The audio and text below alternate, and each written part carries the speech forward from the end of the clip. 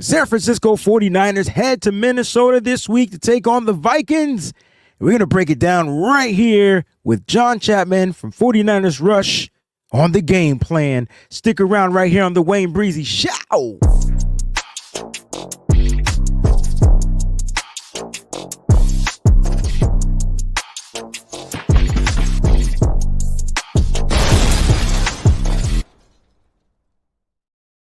What's going on, 49er faithful?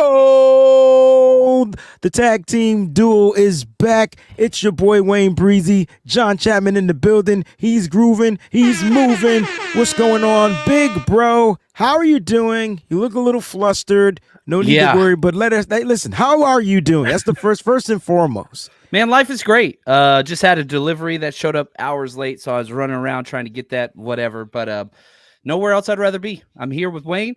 We're talking football. The 49ers are 1-0. We got Sam Darnold this week. Let's go.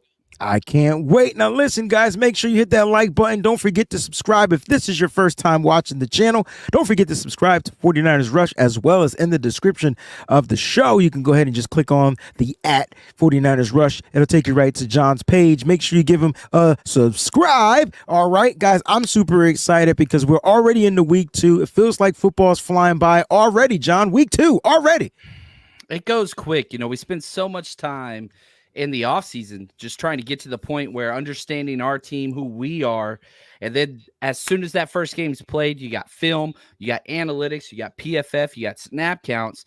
But by the way, we got to focus on the other teams that we're playing and pulling up all that attention, and it's just so fun. The whirlwind of the season gets started, and it don't stop until we're in New Orleans. I love it, man. Until we're in Nolans. That's where we headed. Nolans. You know what I mean? Listen, look, we got some 49ers updates as far as roster updates. We got some injury updates. We'll go ahead and get to all of that. Before we do that, I wanted to send a shout out to the sponsor of today's show, Residency. Guys, go to www.residency.com. Use the promo code SFBreezy. All right? It's super simple. Promo code SFBreezy. Breezy, you'll save on your total purchases right there. Use that promo code SF Breezy. Don't worry, that'll be on the show. John and 49ers Rush is kicking off again on the road for the first time this season. So, John, tell everybody about the 49ers Rush road trip that's going down this week. Man, I'm so excited. Saturday night, my birthday, the 14th, September 14th. We're going to be at Crave downtown rooftop bar on Hennepin in Minnesota. There we go. Look at that. We got the flyers up. 49ersrushroadtrip.com from 2 to 6. We'll be there. It's going to be incredible. Going to sell out. Got to get your tickets beforehand. And then our tailgate, which is going to be incredible. Purple lot right next to the stadium from 8:30 to basically right before kickoff. We got you covered. Drinks, food, all that stuff. Kids free with a ticketed adult. 49ersrushroadtrip.com. Man, come out and party with us. Do you really want to party with me? Hey, you know what it is? I feel left out, even though I'm not. I just feel left out because I unfortunately can't be at this particular road trip, and I've never been to Minnesota, so I'm gonna be sad. But I'm gonna be really happy when we whip on some Vikings and we bash some Skull Gangs like that. That's what I'm super excited about. John, a lot of stuff's going on in the 49er world. Shout out to everybody watching the show as well. I see Peachy in there says good. I didn't even realize it was afternoon. I still think it's morning. She's right. Good afternoon. All right. Good morning on the West Coast, though. Good morning on the West Coast. Jack's 49er Girl Knox. Hey, Wayne, John, and the faithful Fish and Chips in the building. Boss. Uh-oh. You know what's crazy? Week 2, baby. It's her birthday weekend. Jack says her birthday weekend. Happy early birthday to Jacqueline, 49er Girl Knox. I think her birthday's on Monday, right? Your birthday's is Saturday, the 14th. Hers is the 16th. That's crazy. Maybe you guys link up if you guys are out there together. Jax, check out John's 49ers Rush Road Trip event. Make sure you sign up. 49er Media is in the building as well. Nigel, I see you guys. Shout out to everybody out there. Thank you so much. John, let's get to the show. Let's start with the roster moves. They released defensive lineman or defensive end Jonathan Garvin. I just want to get your takes, your thoughts on that. And what did you like about Sam O? Yeah, I thought Sam Aquanu and Robert Beal Jr. both played relatively well. And so that was the issue, right? And I've been adamant about the biggest depth issue for the 49ers is defensive end. So Yetur Gross-Matos was out. They expect him back this week. So the fact that Robert Bill Jr. checked the box that he wouldn't be a liability, I would argue Sam Aquanu played really, really well. And so now you've got the depth pieces there, and you can bring something back, especially with Christian McCaffrey. His up in the air, maybe bring a running back. Who knows? I saw you tweeted out that poll that was really interesting. Like if you were to add a running back, who it would be. So gives them a little flexibility because you still got Sam Aquanu on your practice squad who you elevated last week. But if Yetur goes, I doubt that you elevate him again this week. I'm hoping he's going to go, and we'll get to the injury report. A bunch of stuff that's supposed to happen this particular week. A lot of players listed day to day. Aaron Banks with the calf, he left the game.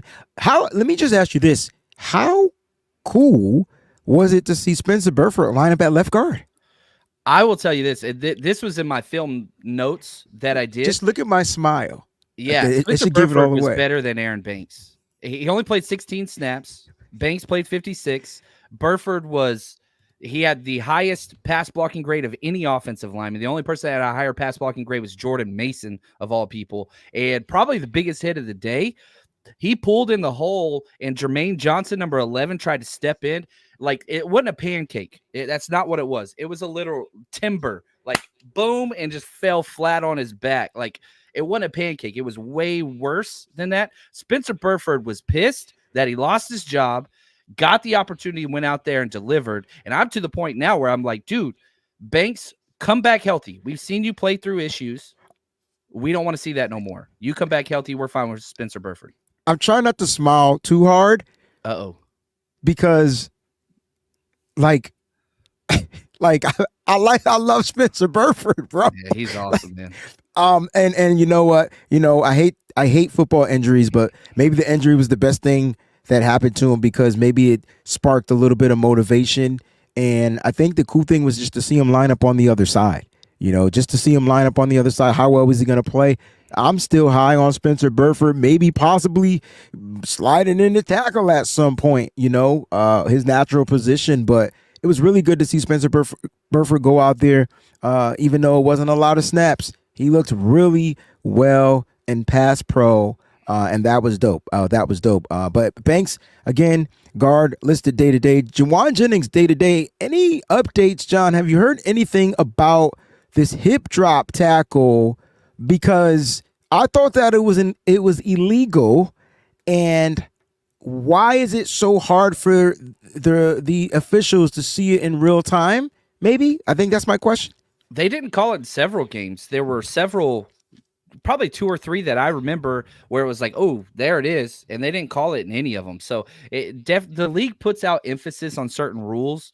It's very, very clear that they wanted to go off of the tackle alignment, offensive tackle alignment, which we saw the Ravens call, but not against the Chiefs, not against several other teams. But the hip drop, which got all the attention this offseason, the NFL has basically said, you know what? Unless you're 100% positive, don't call it, because it's got 3 parameters to it. You got to pull down from the back. You have to pivot. You have to fall on the ankles, which is exactly what happened against Jauan Jennings. But it's like all that offseason noise went into this penalty, and they didn't touch it. They didn't touch it. Should have been called there. But the game was very lopsidedly called. It was not close to being even called on both sides this game. I mean, shoot, that one drive, we had 180 yards offense because it was like 4 straight penalties wiping out all these plays, and 2 or 3 of them were judgment calls. You got to do it on both sides. Agreed. Agreed 1,000%. And you know what? I guess I brought that up because I want to know, are they going to allow it this season, and will it be more reviewable by New York to where they'll give fines? Yeah, I don't know, but it was weird they didn't call it at all really week 1. Now maybe they go back and they get an email meetings and they're like, okay, this is what we're targeting. But man, from a player's NFLPA position, it's like, what the hell are we supposed to teach our guys? Because if this is legal, then all right, the hip drop's in. So if I'm coaching defense, I'm like, look, dude, you got to do the hip drop. Do it until they call it. That's what I would tell my guys. I'm with you 100%. And now we got some of the day-to-day guys back, right? We're talking about getting D. Winters, Yetur Gross-Matos, right? They should be coming back. Hopefully, it's day to day. We'll see how the practice goes according to Kyle Shanahan. A couple of other names as well. CMC listed day to day according to Kyle Shanahan. We'll talk about that. You don't have to go elaborate. I do have a little segment I want you to elaborate, but he has Achilles tendonitis. I think that's what it was reported, but he's listed day to day. And then last but not least, as this continues to scroll, what are your thoughts on CMC though? And Talanoa Hufanga may play, has a chance to play. What are your thoughts on Hufanga and Christian McCaffrey? Obviously, the 49ers are a better team with those two guys out there. There's no doubt. However, I do think that the backups have played to a point where you don't have to rush back. Week 2 is not going to determine this season. It's not even a divisional game. Week 3, however, at SoFi is a divisional game that can determine playoff seeding, rankings, home field advantage, all those things. So me personally, if it's not 100%, I'm keeping them back. I'm putting them out there week 3. Week 2 is not a priority against Sam Darnold. It's not a priority. How much of a priority is it though to make sure that they snap this 85-year losing streak in Minnesota? Like, which I think they can get it done without Christian McCaffrey, without a doubt. But like, they need to snap that losing streak, right? That's why we're here. We got to have a game plan to snap this streak.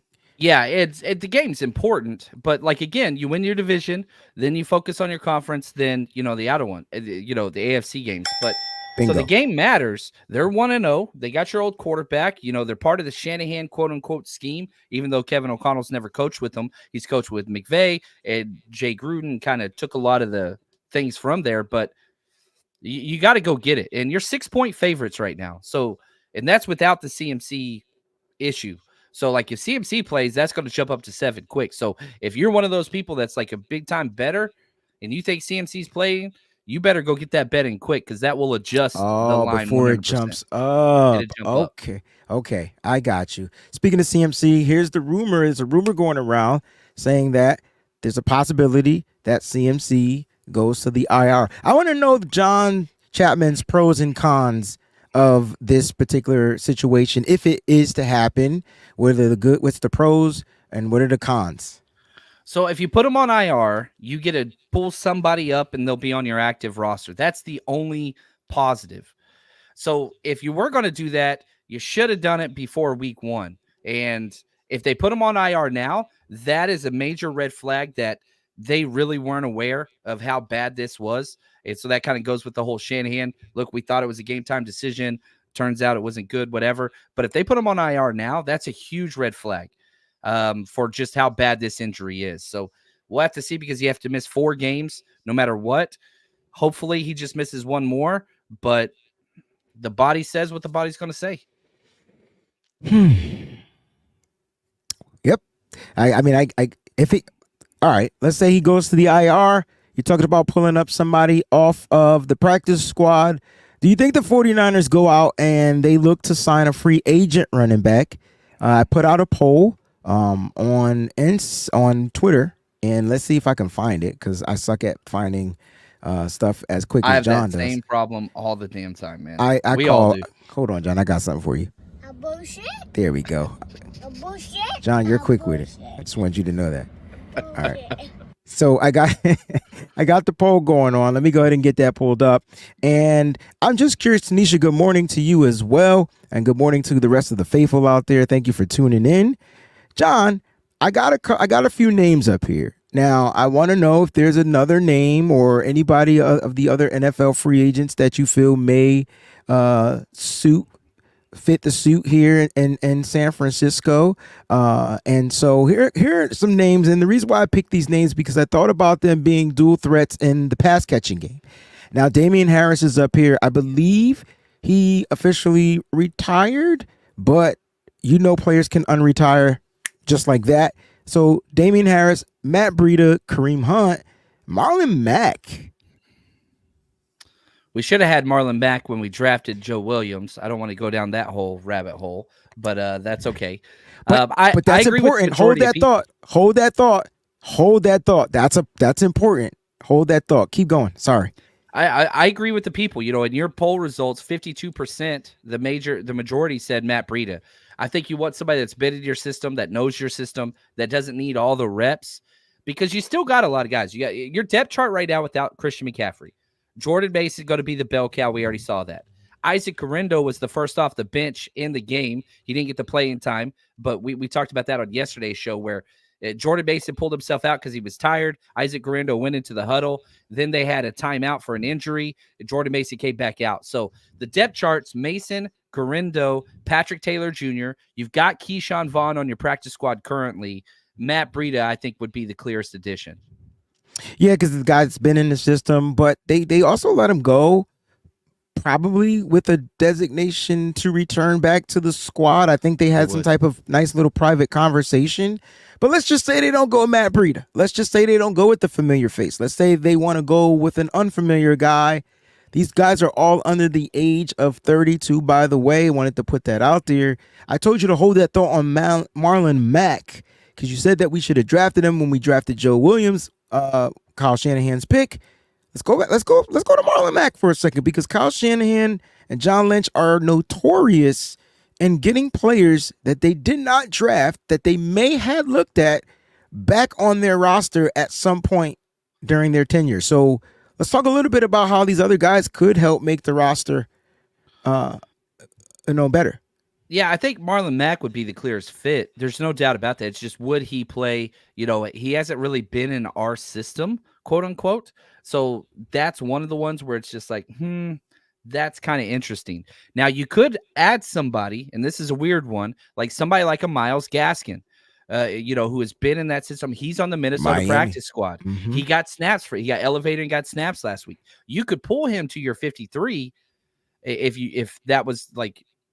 Now that's got to happen pretty soon, but there's some possibilities out there. But I think Matt Breida is the clearest. Kareem Hunt, I don't want any business of. Damian Harris, I think, is done. Marlon Mack, Matt Breida make the most sense out of this list. All right, guys. So listen, man, go over into X, get your vote on. If you haven't already voted, I'm curious to know who you guys like off of this list. We know that Matt Breida is the guy that has been in the system, had a good, decent one preseason game. I thought he showed up and showed out. First game was a little rusty. Second game, he looked a little bit like he could be back with the 49ers running back core, but it still wasn't the Breida, the Breida, the cheetah. It still wasn't that. Like, you know what I mean? It was still a little different, but I am excited to see what happens. And this is just in case they do place Christian McCaffrey on the IR. That is not definite. It's just a rumor going on out there. I wanted to get John's take. And those are some of your free agent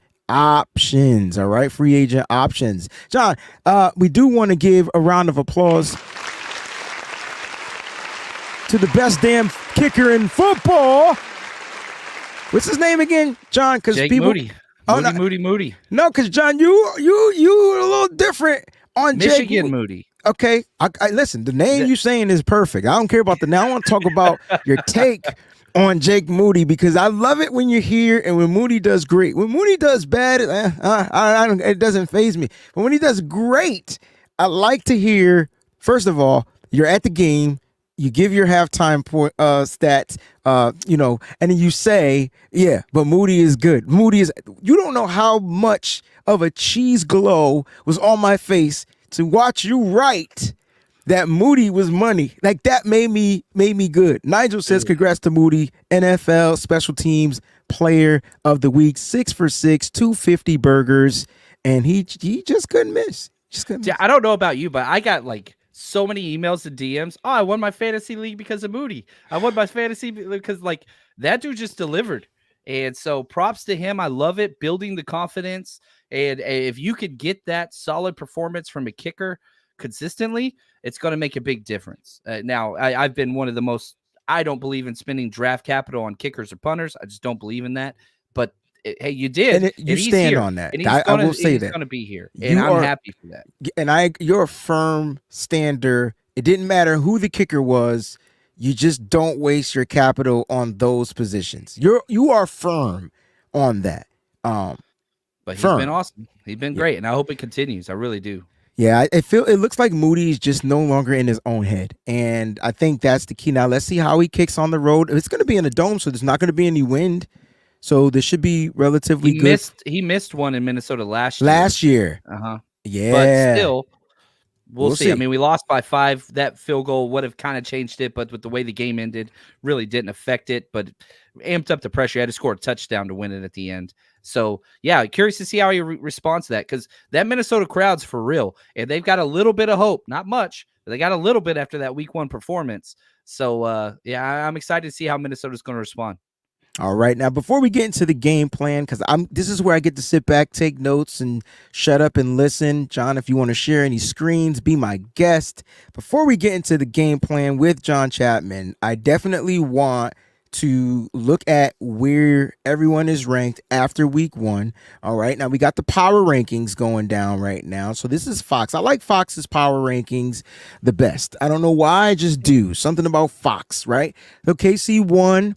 San Francisco 49ers 2. I feel like that's about right. And let's just go through the top 10. Let me just remove this real quick. You got Detroit 3, Houston 4, Philly 5, Baltimore 6, Buffalo 7, Dallas 8, Rams 9, Bucks 10. A lot of NFC teams, Yeah. right? Yeah. Wait a minute. Let me just make sure. I see 4 AFC teams in the top 10. So that means 6 NFC teams in the top 10. Are you surprised, or is this about right? Is this John? Would this be John's power rankings? Probably not. I don't have a problem with kind of the top 8. I'm not sure. The Bucks are fun. Yeah, with Baker playing, if he plays that well, they're going to be a team to be reckoned with. The Rams, we'll see. But really, the AFC teams are the ones that took it on the chin. The Bengals, you had Miami barely winning the game. Obviously, the Jets got handled. You had the Bears, that a lot of people think are a surprise team, barely cleared that hurdle. The Browns, good Lord. They got – so, like, a lot of the surprise teams after week 1 were NFC teams, like you talked about. And so we'll see how it plays out. I think the AFC is stronger, but – they got the quarterbacks. They've got all those young quarterbacks, and that's kind of what happens in the playoffs. Yeah, and you never lie. I feel like you said like the top 8 could be right. You see a couple of teams moving up. I feel like Baltimore should be a little bit higher, Yeah, but I'd they're take them not. over a lot of those teams. I'd put Yeah, Baltimore 3 or 4. 3 or 4. Yeah, bruh. Yep. 100%. All right, man. So before we get into your actual game plan, I wanted to go over the offensive rankings and the defensive rankings, where they're ranked right now. So here we go for the Vikings. As far as yards per game, they're ranked 14th. Passing yards per game, 12th. Rushing yards per game. This is crazy because they're ranked 18th in rushing yards per game, and they have over 100 yards, right? So that means there were some teams that rushed for like crazy numbers, like the 49ers, 180 yards. And as far as points per game, they're ranked 10th at 28. What are your thoughts just off of their, week 1 performance against the Giants? We understand that. Talk about it.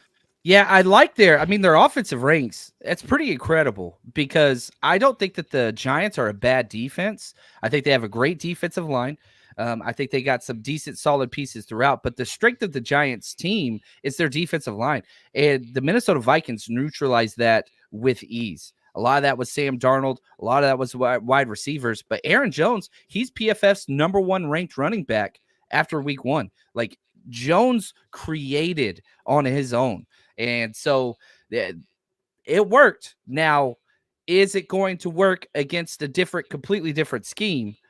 That's where we're going to have to see, because what the 49ers do and the Giants do, completely different defenses, completely different schemes, 3, 4, it's just different. It's just completely different. So we got to see. It's 1 week sample size, playing against Daniel Jones, obviously high school quarterback worthy. Like, that's awesome, but it's not Brock Purdy. And that's what we got to see. But I will give props to Minnesota's offense. I would argue top 3 offensive line. I know everybody always brings up Philly, always brings up Detroit. Minnesota belongs in that conversation. They are stout up front. And one of the biggest issues we had against them last year was Darrisaw. Whoever Darrisaw went against, he shut them down. I think he is the closest, probably him and Panay Sewell, to being the next kind of all-pro whenever Trent hangs up the cleats. I'm a big Christian Darrisaw fan. Interesting. And they got a good center too, by the way. All right. Yes, they So do. here go the Niners offensive ranking. They rank 5th in yards per game, 10th in passing yards per game, 4th in rushing yards per game. 180 yards they put up. And then points per game, they ranked 6th. They scored 32. And this is without Christian McCaffrey. So, how does this make you feel? Oh, it was awesome. And again, you did it against a great defensive front in the Jets and amazing linebackers. You're not getting that same thing with the Vikings. Their linebackers are decent. Their safeties are good. So it's going to be interesting just to see how we attack them. Now, they blitz like crazy. They blitz more than any team in the NFL, the Minnesota Vikings do. So that's a big issue. But yeah, I love what the Jets game plan were. And I said, 27, if we get 27 rush attempts, we're winning that game. I think we had 37. I mean, it was just controlled start to finish. Control start to finish. Awesome. Janet Jackson stuff right there. Oscar says, we know Darnold gets flustered when the number one option gets taken away from him. You guys Oscar's think press smart. coverage with too high safety is used a lot in this upcoming game? We don't do that a lot. They do that a lot. The Vikings, that's their MO. They do cover 2, press, and they do cover 0, which they did have to do against Daniel Jones week 1. But they ran more cover 0 than any team in the NFL last year. They ran more cover 2 than any team in the NFL last year. The Vikings, that's just what they do. And so we're going to see that. I don't think that's what we need to do. I think the 49ers kind of game plan, I don't want to jump too much into it. You tell me shut up anytime, Wayne. You've got to make Sam Darnold execute consistently all the way down the field. Now, he did that versus the Giants. I don't think he could do that against us personally. So you allow him to look, you want to dink and dunk, Sam? We're going to give you that first quick read. We usually press one side and then roll cover 6 over the top. Mm-hmm. We don't like pressing both sides unless we're bringing a blitz. We just don't do that too much. And with, a lot of people forget this. Justin Jefferson didn't even play against us last year. It was Jordan Addison who went off for 2+ touchdowns, but now he's banged up and they don't even expect him to play. So Justin Jefferson, the biggest issue in the 49ers defense is it's hard to roll coverage to stop one guy. We saw that with the first half against Garrett Wilson. I think we're going to see that some more again this week against Justin Jefferson, but I'm not playing press too much. I'm keeping everything kind of backed up, force them to dink and dunk without making a mistake, without a sack, without a penalty, sustained drives. That's what people have struggled against the 49ers with. Defensive rankings, yards per game for the Vikings. They're ranked 7th as far as yards per game, only allowed 240 yards against that Giants team. As far as passing yards, they're ranked 16th, gave up 166. And rushing yards, they're ranked 6th. They gave up 74 rushing yards on the ground. But here's where it got really cool. They're the number 1 defensive points per game team. They only allowed 6 points to that Giants offense. Again, it's the Giants. I know people are going to say it's the Giants. I understand that. But their defense showed up and showed out. That's 2 field goals, bro. Yeah, I don't care who you do that against. That's impressive. It's just, that is solid. They played so well. And I know we always talk about McVay and Shanahan and McDaniel and Andy Reid. O'Connell doesn't ever get the respect he deserves. He really, really doesn't. I think he's a hell of a coach. I think he's a huge quarterback friendly coach. And, Sam Darnold, don't have the utmost respect for him, but what they did worked. Defensively, they were ready. Brian Flores is the ultimate wild card defensive coordinator in the NFL. He plays by his own set of rules. He does not follow trends across the NFL. He doesn't give a damn. He is going to blitz, and try to make people uncomfortable. It worked last year against us. Now, we didn't have Debo. We didn't have Trent. That's part of it as well. But guess what? Looks like we're probably not going to have Christian McCaffrey, if I had to guess. And that's an issue. So what do you do to stop this blitzing? I'm curious if the Niners are going to be keeping Debo in the backfield as much as they did last week. I hope that they don't. Me too. That's back-to-back games with the wear and tear on your guy that you need to be able to utilize underneath and things like that. So that would be tough. We'll get to that. Let's go to 49ers defensive rankings. 10th as far as yards per game, 266 yards they allowed against the Jets. I mean, a lot of it came toward the very end of the game. Tyrod Taylor was getting the ball down the field. Passing yards per game, 198 of those. Rushing yards, this is where it gets cool. Niners only give up 68 rushing yards. All right, Sam Darnold's not a 30. It was like 31 halfway through the fourth quarter. Exactly, and then Brees Hall got that big 16-yard gain.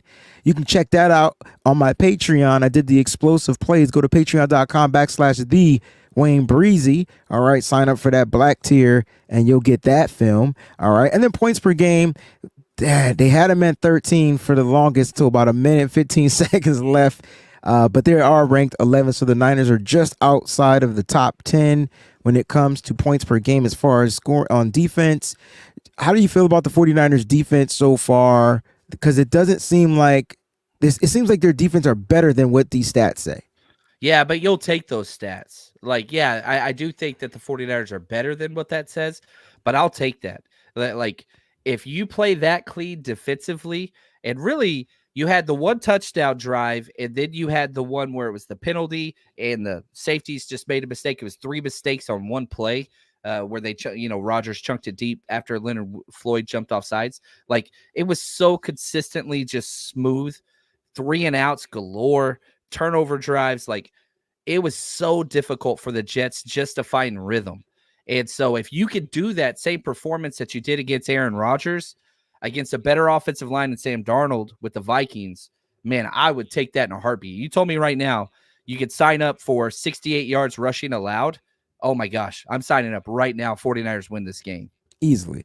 But they're going to have to do that, and they're going to have to stop Aaron Jones, who had almost 100 yards. Funny, listening to Kevin O'Connell, he was like, yeah, he was at 94, but it was best we made a business decision and took him out of the game. Like, it's cool to see that their head coach was aware that he was about to be over 100 yards. Now, the last time Aaron Jones played the 49ers, he was dynamic, and that was in the NFC, I believe the divisional round of the playoffs, right? And so if it was it the division? Yeah, because then the NFC championship game was against the Lions. Right. So Aaron Jones went berserk on on an explosive play because we had like 19 missed tackles on that one play. How do you feel? What's the game plan for Aaron Jones? I've always been an Aaron Jones guy. I remember I went to a Texas football game, University of Texas versus UTEP, the Miners. And that dude it was a blowout game. It was like 40-14 or something. But he was just schooling everybody every time he got the ball. Like, he has always had the talent. And since he's shown up, he's been incredible. So he's still at that level. Like I said, PFF's number 1 rated running back after week 1. He's still got it. You just got to play in your lanes. One of the key players for me is going to be George Odom again, who, gosh, man, he was so good versus the run. Love seeing that. DFF is always concerned against the run. He's great versus the pass. So we'll have to see, if we can stop him from getting outside. That was the Giants' issue. Their run gap integrity on the outside, the corners and the safeties were just fluxed. Even the defensive ends, Jones kept popping outside. So keep them inside between the tackles. That's what we got to do. And thankfully, our ends are much better against the run than the Giants are. Yeah, and you're going to see a lot of that. And I'm with 49er Media. I expect them to test our defense on these toss plays, these crack toss plays, these stretch plays. Like, that is where Aaron Jones. And now I need discipline, though, because I'm going to need, if they do start out with the tosses, the stretches to the left or to the right, I'm going to need that front to remain disciplined even in their gap assignments, because Aaron Jones is going to look to cut it back in. And if they're over pursuing, if they're not doing their responsibilities, that's where Aaron Jones is going to probably try to feast and get some big explosive plays. But if they can limit the explosive plays, the 49ers defense, is going to make sure that the team is walking into a victory, because they only gave up 3 explosive plays, John, against the Jets. 3. That's crazy. 3? That's nothing. Bro, 3. Jordan Mason had that on one drive. and Brees Hall is way better than Aaron Jones. I agree. The thing I would say when you're watching the game, Pay attention to how many times Aaron Jones is running with the ball outside of the numbers on the field. If he's outside the numbers and he's running the ball, then that's positive for the Vikings. If he's inside the numbers and running like between the hash marks, that's where the 49ers want to keep him.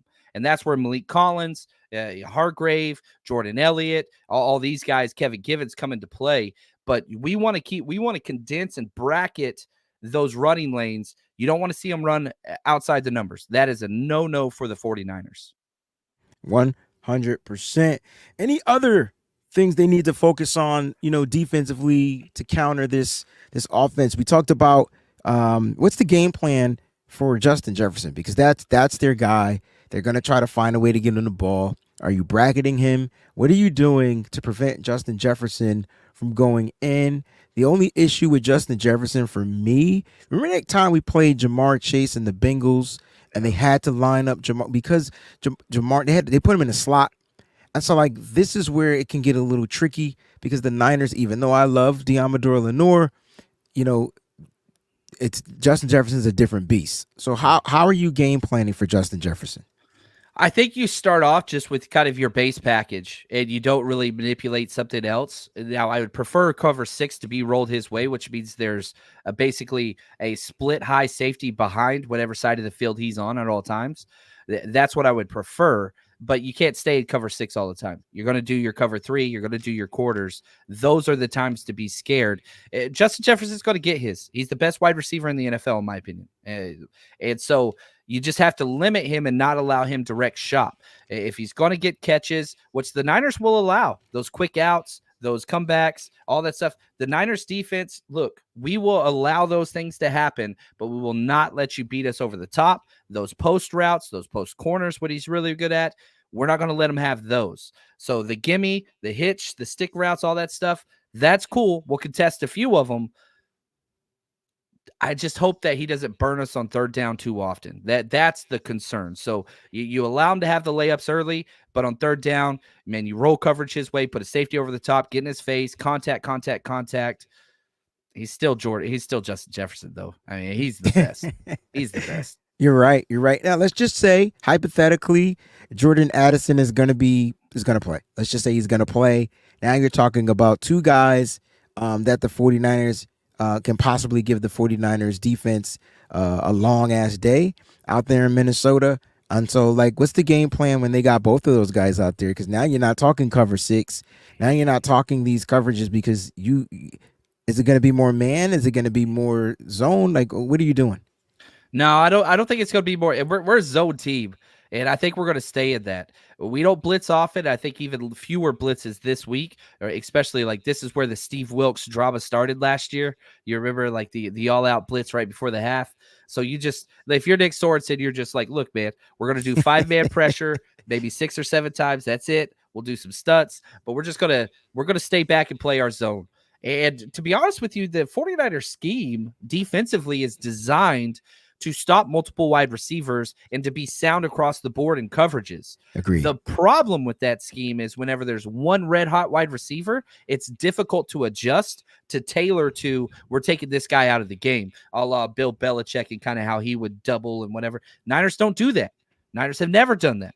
And so I would love for that to be the case. But again, the closest we could do is roll the safety over the top. That's about as close as it gets. Or you could put Charvarius Ward on him. But Justin Jefferson isn't like DeAndre Hopkins, DK Metcalf, those guys, Cooper Kupp that he's a router guy, yeah. He's a route guy. He's not a big physical guy. So I don't and again, not a divisional game. You're not showing that. So I think we stay in our base, we do what we do, and make adjustments accordingly. Love it. Nigel says, if Addison misses the game, who replaces him? Is it going to be Harry? Is it going to be Sherfield? It could be Jalen Naylor. It can be, remember Brandon Powell from the Rams? Yeah, that's the little guy I don't want to sleep on. Like, it's interesting because whenever you look at just their snap count, I don't know. I just told you earlier, like I can't find things and I can't pull them up on time. And then sure enough, that's what I'm doing. So like, okay, if we just look at their snap count last week, okay, Brandon Powell, 30 snaps. Addison 28 whenever he got hurt. Naylor 26, Justin Jefferson, 46, Trent Sherfield, 49ers galore, 17. So I do think it's going to be Brandon Powell and Jalen Naylor, who scored a touchdown. I think those are the two guys that will kind of take over that spot. I'm not putting Sherfield. I don't think any of them are really fantasy plays this week. I think Nigel is what you're asking. Yeah, Powell's had some. Yeah, he's a little short dude that's just quick. That they'll line up in the backfield. He had a game. We could look up his stats from the last time we were out there on Monday Night Football to see what Powell did. But I think John's right on the money. Those are the guys. Now, if I'm Kevin O'Connell, if I'm the coach, and I'm going to run the Sherfield special. Remember the first play Sherfield scored on us when he was with the Dolphins, and the night caught the Niners off guard. Like the Niners got to be prepared for these. Shallow drag, and That's just it. Safety was late to fill, 76 yards to the house. That was the infamous Jimmy G game. Brock Purdy comes in. I go order 4 beers, drink my sorrows away, and turns out to be the most fun game I've ever been a part of in the regular season.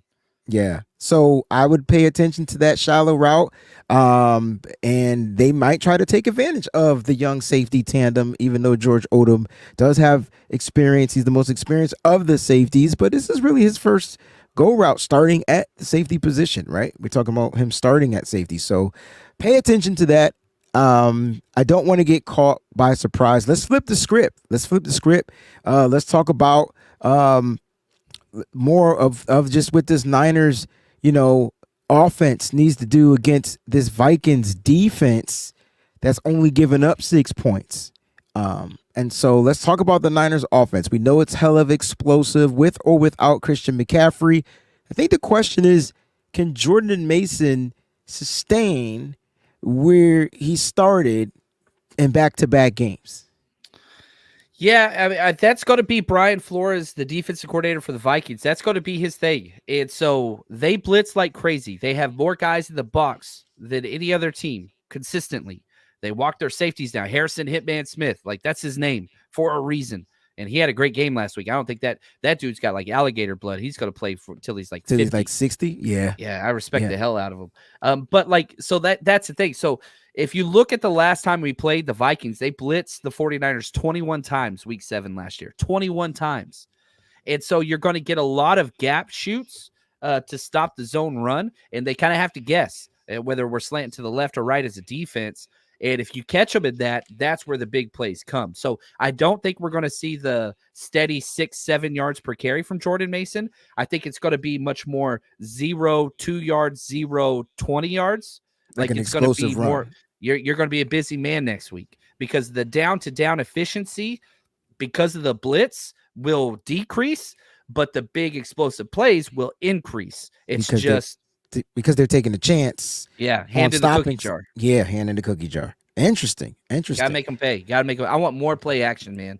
I want more play. Brock does not like play action.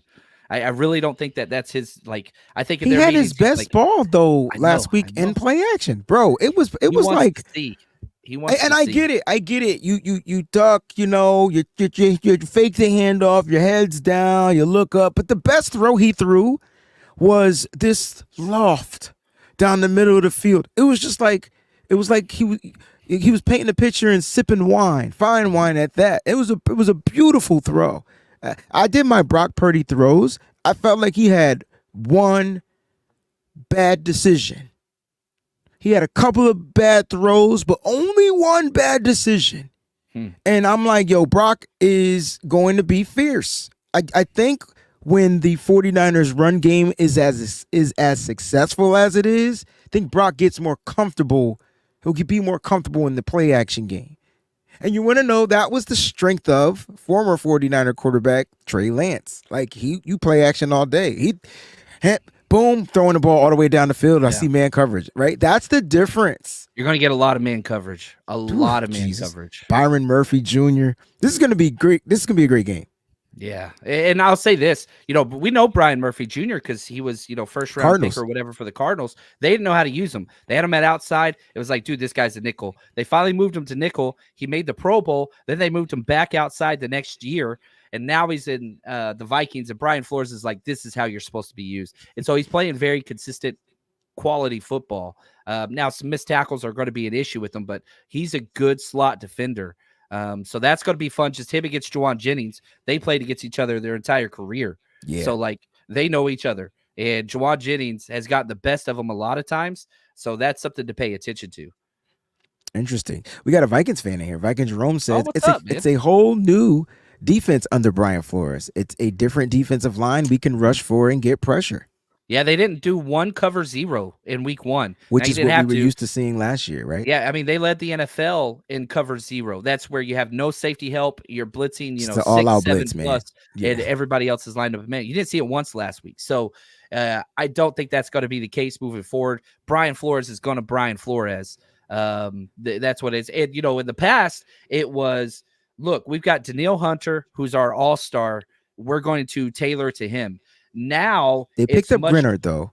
They picked up Brenner. It's a quality pass rush. It's much more talent spread across the line. Agreed. Last year, they were kind of like our offensive line where it's Trent Williams and a bunch of guys. Now, their defensive line, Jihad Ward had a great game. Van Ginkel had the pick 6. He's getting more of his guys, and he's blitzing the linebacker a lot. Pace is blitzing consistently. Number 0, you'll see him out there. That's their go-to blitzer. So that 0 linebacker, their agent 0, he comes a lot. All right. Pause. All right. So thank you, Viking Jerome. Hope you like and subscribe to the channel. Appreciate you in your insight. He did say that the Vikings are winning this game, fellas. But I'm gonna let the chat handle that. Right. We'll continue with the show because the crew is out there.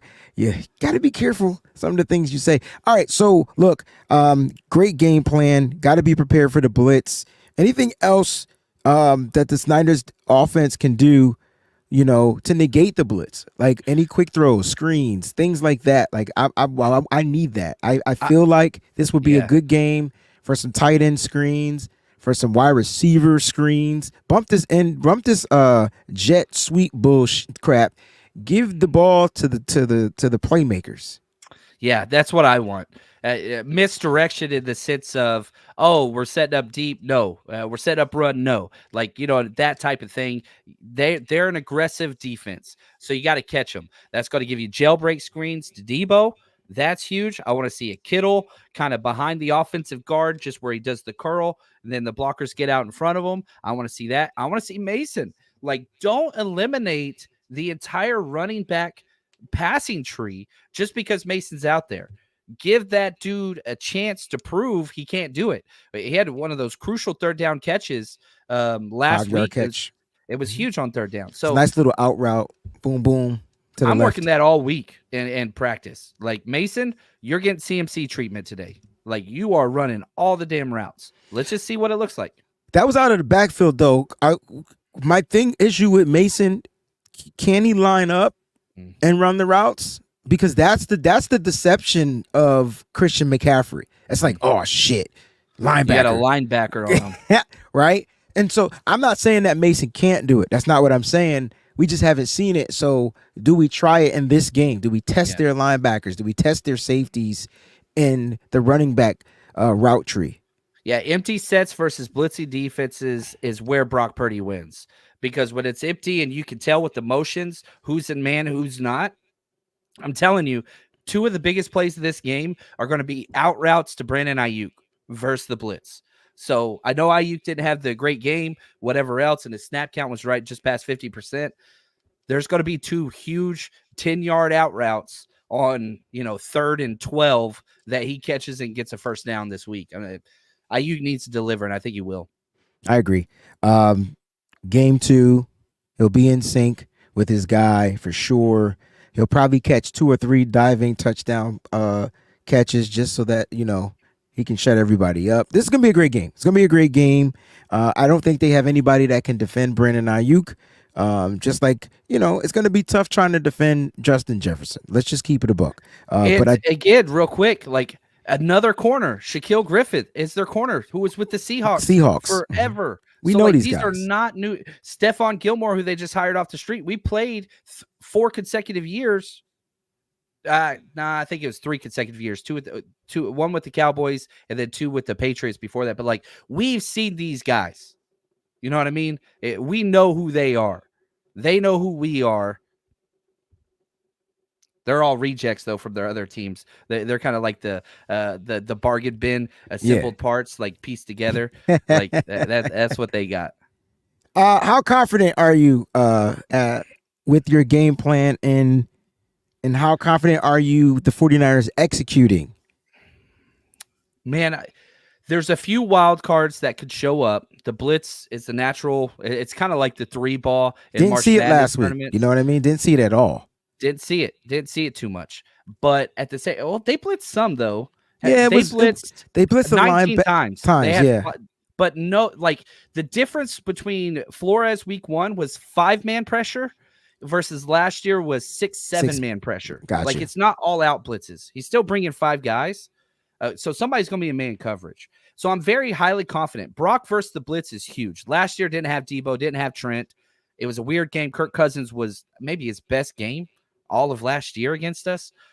I don't see that from Sam Darnold. A lot of my confidence comes from Sam Darnold's not him. And I'm happy for him and I want him to have success. But Sarah, yeah, Shanahan hasn't beaten Flores yet. I know it's a thing, but like how much of that is Kirk Cousins having his best primetime game in the history of his entire career against us last year? I feel like she forgets that Kirk Cousins is no longer on this roster. Like, you know what I mean? Like, and so that to me, that was more of the thing, right? It's not about Brian Flores. It's about Kirk Cousins getting at Shanahan. Like, that's gone. Like, and you know, even though that was Kirk Cousins was a Shanahan guy, how many times were they like linked up to reunite and it just never happened? I think Kirk Cousins just had the best game of his career. And look at him now. He's in Atlanta and he might get benched for Michael Penix Jr. So it's crazy, but Sarah said Sarah is 100% correct. That's right.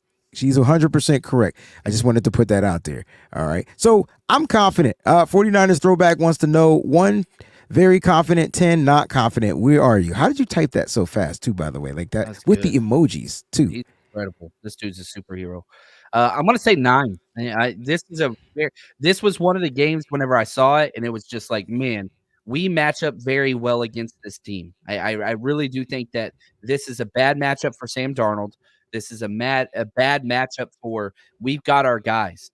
Now they're playing with confidence, and so week 1 or quarter 1 could be a little crazy, but I think that the better team is very clearly the 49ers. This is kind of a rebuilding year for the Vikings, and yeah, you played against a JV team last week with Daniel Jones, but you're not going to get that this week. Yeah, I'm very confident. I'm probably at the 9 or 10. It's Sam Darnold. Yeah, you can miss me with what he did against the Giants. Highest EPA of every quarterback after week 1, Sam Darnold. Ask me if I care. Yeah. It's Sam Darnold. I don't care what type of intel he has. The Niners are going to Fred Warner is going to remind Sam Darnold why he saw ghosts. I'll put it like that. I'll leave it at that. This is not that show. We got plenty of shows this week on this channel that we're going to do some, but this is more of the game plan where you get kind of like philosophical and we're going to break stuff down. But I promise there's going to be some shows on this channel this week. John, what you got going on for you this week, bro? Because I'm not trying to get turned up. Matter of fact, tune back in 4:45 p.m. Eastern Standard Time right here on this channel on the BAM Show. You might want to tune back in. It's one of the best shows out there, man. Love you two guys. Yeah, because we're gonna bam that. I like what's going on in the chat. I love it when the Viking fans come in here, big time, talking. I do. I really do. But I'll address it later. John, what you got going on this week, bro? I know you traveling. Yeah, a lot of film. Still got a couple more film breakdowns over on our Patreon, which I'm excited about. And then tomorrow I got a show with Ant and 49ers Cutback. That's going to be fun, 10 a.m. And then after that, man, it's traveling, setting up venues, getting people together, building trivia and competitions and giveaways and all that stuff for this weekend out in Minnesota. So it's going to be a busy week, birthday week. And excited. Sarah, I love these fans talking trash. I do. I love it 100%. And I expect nothing less. I expect nothing less. Yeah, I expect nothing less. Sarah, thank you. Appreciate you as well. Viking Jerome, thank y'all for tuning in. Faithful, you already know what time it is. John's going to take us home John, go ahead, man. Take us. I'm just gonna shut up. It's Hey. my time to shut. Here's what I love. You start the NFL season, and all 32 teams have hope that they are them. And that is a beautiful thing. After week 1, there's 16, right? Half the teams got to win. Congrats to you, Sarah. You guys dominated the worst team in the NFL. But guess what? It ain't that team walking through this week. And so, man, I hope you enjoy your hope, and I hope you enjoy your sunshine whenever you go to sleep and all those things. But I hate to tell you this, Skull. Darkness is a-coming. And it's going to end all of your hopes and dreams this week, week 2. 49ers going to dominate. That's what's up. Love you, Faithful. And as always, stay strong, Faithful.